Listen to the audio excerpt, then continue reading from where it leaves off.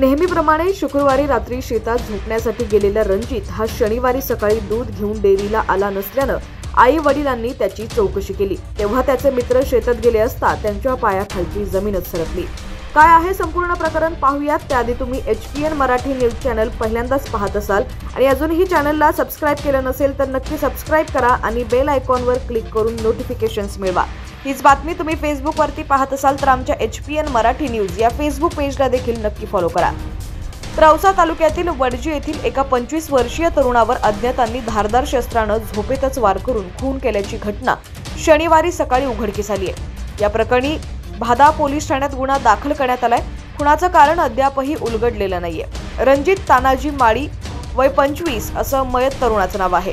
वडजी येथील मयत रणजित माळी हा दूध व्यावसायिक आहे। त्याच्याकडे 10 म्हशी असल्यानं तो अंदोरा रस्त्यावर असलेल्या शेतातील गोठ्यात रात्री मुक्कामी राहत असे। नेहमीप्रमाणे शुक्रवारी रात्री शेतात झोपण्यासाठी गेलेला रणजित हा शनिवारी सकाळी दूध घेऊन डेअरीला आला नसल्यानं आई वडिलांनी त्याची चौकशी केली। तेव्हा त्याचे मित्र शेतात गेले असता त्याचा मृतदेह रक्ताच्या थारोळ्यात पडलेला होता।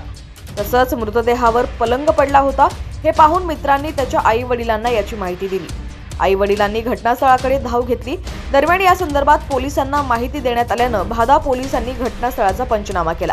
या प्रकरणी भादा पोलिसांनी अज्ञात आरोपींविरुद्ध कलम 302 प्रमाणे खुनाचा गुन्हा दाखल केलाय। घटनास्थळी उपविभागीय पोलीस अधिकारी सहाय्यक पोलीस निरीक्षक यांनी भेट देऊन पाहणी केली।